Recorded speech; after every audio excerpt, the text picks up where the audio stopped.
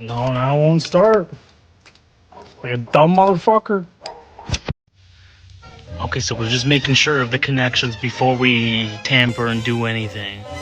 So that's the voltage regulator connected to the alternator.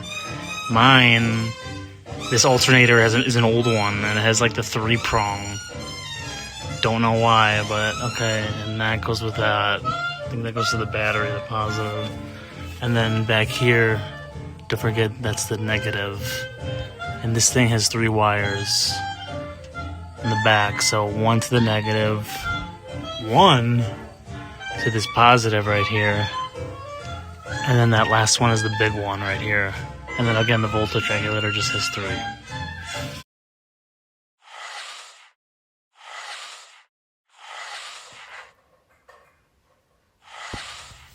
Okay, so you're gonna have to remove that anyways. So basically, you're gonna have to remove this alternator. So remove the bolts, remove the shims, the plates, and then you gotta remove I think there's a 5 bolts or maybe 4. Remove those, and then remove the 2 bolts that hold the fan housing, and then pull it out and figure it out. I'll just figure. First screw off, second with washer. Okay, so those 2 bolts remove the voltage regulator. Now I don't know if this one's bad. I think it is. So we're gonna replace it with a new one. If that doesn't work, then I have another alternator that has the internal voltage regulator that will just doesn't need that. And usually when I see these, it's like behind the seat or under the seat. I think that's with a generator though, and then you have to like bypass the wires and stuff. But in this case, it's not really hooked up to anything, so I don't think you need to do that. Rusty bolt.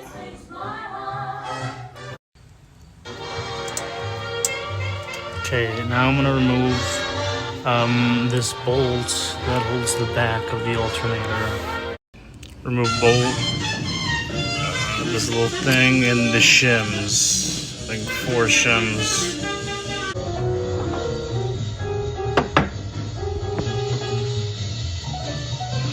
And then 2 shims behind that, which should be 4 because the other one had 4 in front and this one has 2. It's kind of fucked. That's actually fucked. That's not right. This was the ground for the alternator in the back. You just remove the back. So it's a washer and then the bolts up. Same process with the top. But it has 2 washers on the top. And the bolts through the thing. Like that. Okay, that oil hose is connected. Air filter. This red one on the side goes to the carburetor. Red but blue wire. See, look, 4 bolts. That's the last one right there. You see how it's almost a little loose? Almost out. Move the carburetor. Almost out. I had to remove 1 bolt from the side right there. Right there. I think I might have to remove this one. But it's almost out.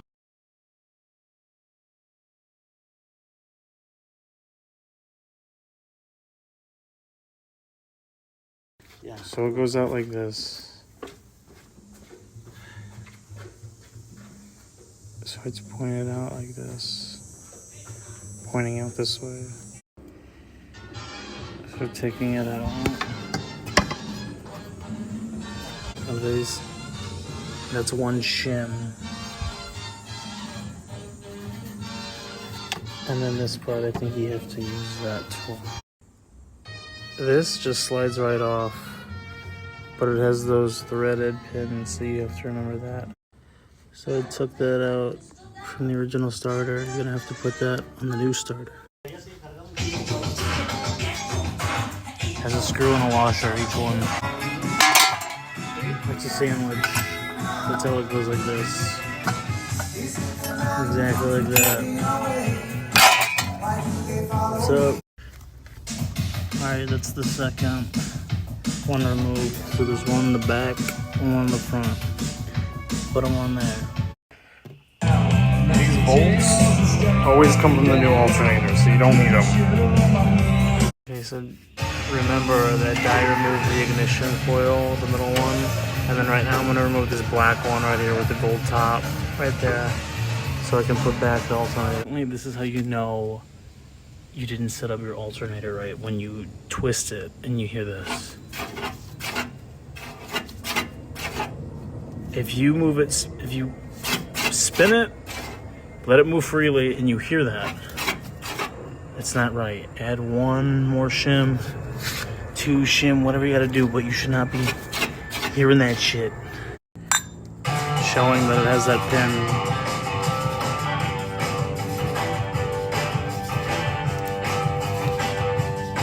It's in there. Okay, difference was I added 2 shims behind this instead of the original one. And already, when I spin it,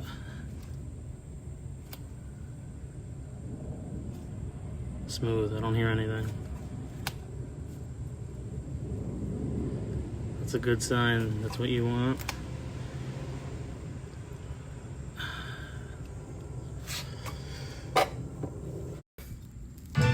It was spinning freely, and then I twisted really, really tight, and then I heard it grinding again. So I'm gonna add a second washer on the other side. Okay, final answer. I put 3 shims on the back, no shims on the front, and I don't hear it. Tightened up and everything, I don't hear it. I can't believe we did it. No generator light. Turns off. Now, you would know you'd have the problem if that light was still on. And I always have that issue, but I gotta do a test drive. Test that throughout the week, but I think that's good, honestly.